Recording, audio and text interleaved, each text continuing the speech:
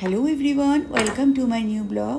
Soma's diaries থেকে রইল প্রচুর প্রচুর প্রচুর ভালোবাসার ছোটোদের আর বড়োদের অনেক অনেক প্রণাম। তোমাদের সকলের পুজো কেমন গেল? ভালো মন্দ সব মিশিয়ে পুজো যায়, অবশ্যই কমেন্টে লিখবে। এটা একটা রইল সুজির একটা খুব সুন্দর স্বাস্থ্যকর টিফিন বলো, ব্রেকফাস্ট, সব কিছুর জন্য ঠিক দারুণ একটা রেসিপি, অবশ্যই দেখার অনুরোধ রইল। এটার জন্যে আমি ছোট ছোট দানার সুজি নিয়ে এলাম। এখানে আমার এতটা সুজির দরকার না, এতটা সুজি নিয়েছি, কম বেশি আপনাদের পছন্দ মতন করে নেবেন। খুব ভালো রেসিপিটা, টেস্টি হয়েছিল, আর বাচ্চাদের বড়োদের সকলেই ভালো লাগবে। এখানে আমি লোহার কড়াই ব্যবহার করেছি, ননস্টিকের নয়। তবে ননস্টিক আর লোহার দুটো একই কাজ, গরম হয়ে গেল দুটো একই কাজ। আমার ননস্টিকের থেকে লোহারটা বেশি ভালোবাসি। এখানে গোটা জিরে দিয়ে দিলাম, আদা আর কাঁচা লঙ্কা বাটা দেবো, হিং দেবো, অল্প পিঙ্ক সল্ট ব্যবহার করি আমি রান্নাতে। পিঙ্ক সল্টটা অবশ্যই রাখবে রান্নাঘরে, খুব রান্নাঘরে প্রিয় বন্ধু হবে, শরীরের পক্ষে খুব ভালো। আর এখানে হিং ব্যবহার করলাম, অল্প চাট মশলা দিলাম, সব দিয়ে সুজিটা যেটা দিয়ে রেখেছিলাম, অবশ্যই সুজিটা রোস্ট করে নিয়েছিলাম আমি আগে, সুজি কাঁচা গন্ধটা চলে যায়। তারপর দেশি ঘি দিয়ে আর একটু কিছু নেড়ে আমি এটাকে নামিয়ে রাখলাম। এবারে এটাকে ঠান্ডা হওয়ার অপেক্ষা করতে হবে। ঠান্ডা হলে আমাদের যে কাজগুলো করবো, এরপরে ঘরে বানানো পনির আমি এই রেসিপিতে ব্যবহার করব।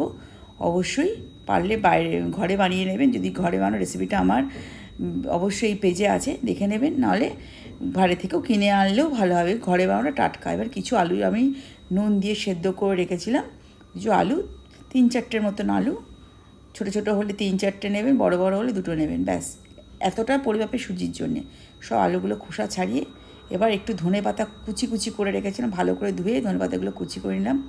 এর মধ্যে দেখুন আমচুর, চাট মশলা, সঙ্গে ধনে আর জিরে, গোটা জিরের ভেজে যে গুঁড়োটা সেটা দিয়েছিলাম, এই সব মশলা দিয়েছিলাম। আর সঙ্গে লবণ তো আমি আলুতে দিয়েছি, এতে পরিমাণ মতন নেব আমি, জলেও একটু দিয়েছি, সব মিলিয়ে আর মেখে নিলাম এখানে। আর আমি লঙ্কা গুঁড়ো নিয়ে নিই, এখানে ঘরে বানানো পনির খানিকটা কেটে নিলাম। এবার সেটাকে মধ্যেখানে যেটু পনিরের 2.5-3 ইঞ্চি মতন মোটা ছিল, এর মধ্যেখান থেকে স্লাইস করে নিলাম।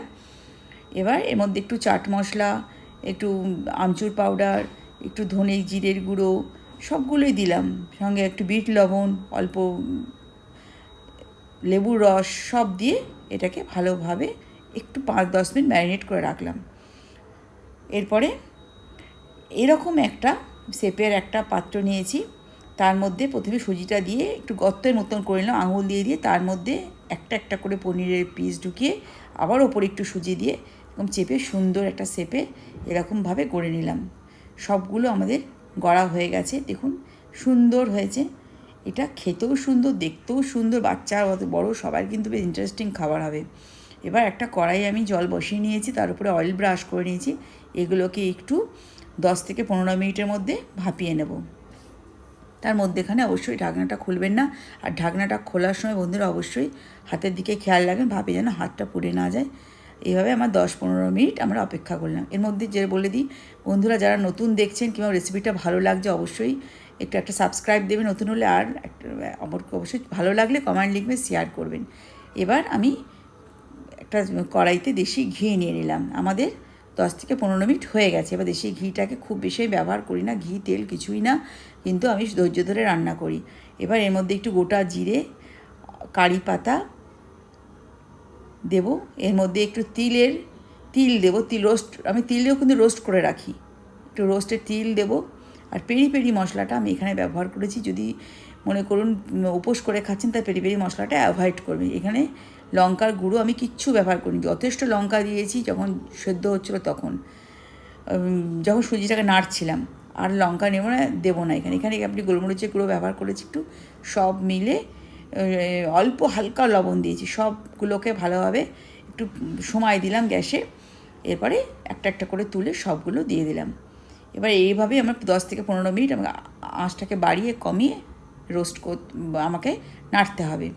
সুন্দর বেশ ভাপা ভাপা জিনিসগুলোকে সুন্দরভাবে নাড়া হয়ে গেল, একটু ব্রাউন কালারও চলে এলো। এবার সেটাকে আমরা কিছুটা এভাবেই পরিবেশন করতে পারেন। আবার যদি বাচ্চা থাকে একটু ভালো লাগবে দেখতে, আপনারা ওটাকে অন্যভাবেও পরিবেশন করতে পারেন। অবশ্যই 1 গ্লাস করে কিন্তু এরকম জুস খেলে কিন্তু শরীর কিন্তু খুব ভালো থাকে। আপেল, বিট, গাজরের জুস আমি প্রতিদিনই আমাদের ছেলেপেলেকে দেওয়ার চেষ্টা করি। দেখুন আমাদের এতগুলোই বানিয়েছিলাম, বেশ সুন্দর হয়েছিল, স্বাস্থ্যকর। এবার যদি মনে করেন শেপটা একটু চেঞ্জ করবেন, তাহলে আপনাদের কেটে দেখিয়ে দিই ভেতরটা কত সুন্দর লাগছে। অবশ্যই ভিডিওটা সম্পূর্ণ দেখার জন্যে অনেক অনেক শুভেচ্ছা রইল। ভালো থাকবেন, সুস্থ থাকবেন, নমস্কার।